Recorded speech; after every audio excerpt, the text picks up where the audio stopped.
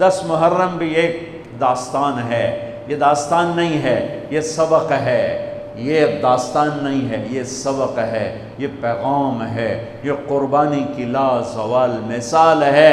لوگ شہید ہو کے عزت پاتے ہیں، اور میں کہتا ہوں حسین نے شہادت کو عزت عطا کر دی۔ لوگ شہید ہو کر عزت کا تاج سر پہ سجاتے ہیں، لیکن حسین نے شہید ہو کر شہادت کے سر پہ عزت کا تاج سجا دیا۔ لوگ قربان ہو کر بڑے بنتے ہیں، اور حسین نے قربان ہو کر قربانی کو بڑا بنا دیا۔ لوگ اللہ کے نام پہ لٹ کر پٹ کر مٹ کر وہ کامیابی کے ترانے، کامیابی کے زینے طے کرتے ہیں، اور حسین نے لٹ کر پٹ کر مٹ کر اور اپنے آپ کو فنا کر کے کامیابی کو عزت کا مفہوم پہنا دیا، عزت کا لباس پہنا دیا۔ اس لیے تو میں اپنی طرف سے لفاظی نہیں کر رہا ہوں، میرے نبی نے کہا جنت کے سردار ہیں حسن اور حسین۔ میرا رب کہے گا جنت سے، اے جنت میں نے تمہیں ارے وہ جنت پہلے ہی بڑی سونی ہے، اس کو خوبصورت بنانے کے لیے سنو، اور بڑے زمانے بعد حدیث یاد آئی، میرے نبی نے میرے اللہ فرمائیں گے اے جنت میں نے تمہیں حسن اور حسین سے خوبصورت بنا دیا۔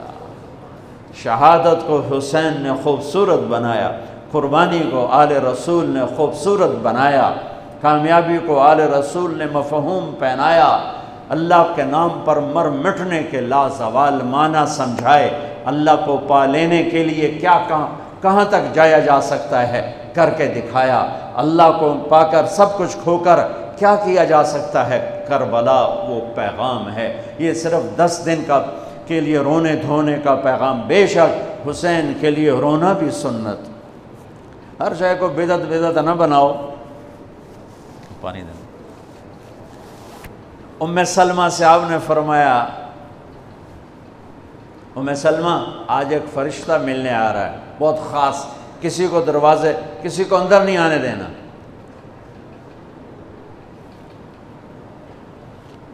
ام سلمہ پیرے پہ کھڑی ہو گئی، تھوڑی دیر میں حسین آ گئے، چھوٹے بچے معصوم ابھی، اندر جانے لگے، انہوں نے روک دیا، وہ رونے لگے، وہ روئے تو انہوں نے چھوڑ دیا۔ تھوڑی دیر کے بعد اندر سے میرے نبی کے زور زور سے رونے کی آواز آئی، زور زور سے رونے کی آواز آئی۔ ام سلمہ رہ نہ سکی، بھاگ کے اندر گئیں، تو آپ نے کیا دیکھا؟ آپ نے حسین کو یوں سینے سے چمٹایا ہوا تھا اور ایسے ہل ہل کے رو رہے تھے، ایسے بلک سسک کے رو رہے تھے، اور آپ کے آنسو آپ کے رخسار اور داڑھی پر اتر کر رہے تھے، اور آپ نے یوں بھینچا ہوا، ایسے دبایا ہوا تھا۔ تو حضرت ام سلمہ نے کہا میرے ماں باپ قربان یا رسول اللہ، کیا ہوا؟ آپ ایسے تڑپ کے کیوں رو رہے ہیں؟ تو آپ نے روتی آواز میں کہا، بہتے آنسوؤں کے ساتھ، کپاتے بدن کے ساتھ، کہ ام سلمہ یہ فرشتہ جو مجھے ملنے آیا تھا یہ میرے بچے کو دیکھ کر کہہ رہا ہے کہ آپ کی امت اس بچے کو قتل کر دے گی، اور جہاں اس کا خون گرے گا وہ مٹی مجھے دکھائی ہے اس نے، کہ میں اس لیے اس پہ رو رہا ہوں۔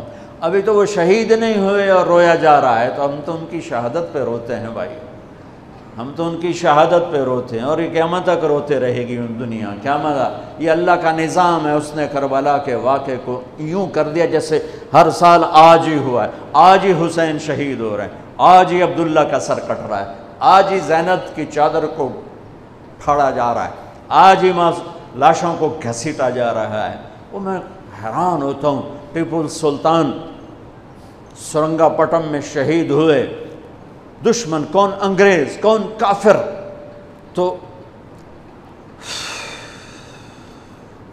تو برطانوی لشکر نے ان کو توپوں کی سلامی دے کر دفن کیا، اور عزت و احترام کے ساتھ دفن کیا، اور میرے نبی کے نواسے کی لاش کو ان کم بختوں نے کفن بھی نہ پہنانے دیا، جنازہ بھی نہ پڑھنے دیا، دفن بھی نہیں کرنے دیا۔ اگلے دن بنو اسد کے بارے میں پتہ چلا عمر بن سعد کو، تو راتوں کہ وہ ان کو دفنانے والے ہیں، تو راتوں رات ان کو بغیر جنازوں کے مٹی میں دبا دیا اور اوپر پانی چھوڑ دیا کہ کوئی پتہ ہی نہ چلے حسین کی لاش۔ بنو اسد کا بوڑھا آیا، اگلے جب پانی خشک ہو گیا وہ آیا اور اس نے مٹی اٹھا اٹھا کے سونگنا شروع کی۔ سبحان اللہ، سونگ رہا ہے، سونگ رہا ہے، سونگ رہا ہے۔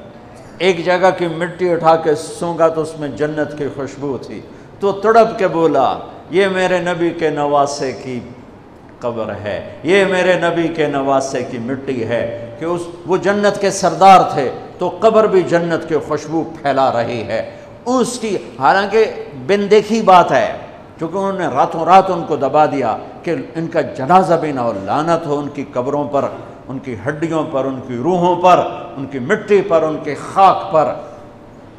سمجھ میں نہیں آتا۔ نبی کے گھر کے کتے کی بھی ہم تو عزت کریں گے اگر آج ہمیں پتہ چلے یہ نبی کے گھر کا کتا ہے۔ ان کم بختوں کے سامنے نبی کے نواسے کھڑے تھے، نبی کی نواسیاں تھیں اور نبی کی اولاد تھی، اور ان کے دل ایسے پتھر، آنکھیں ایسی اندھی، کان ایسے بہرے کہ انہوں نے ایسے تلوار چلائی جیسے سامنے کوئی رومی لشکر کھڑا ہو، یا جیسے سامنے کوئی فارسی لشکر کھڑا ہو۔ اتنے عظیم ہستیاں، میں کہاں سے بیان کروں،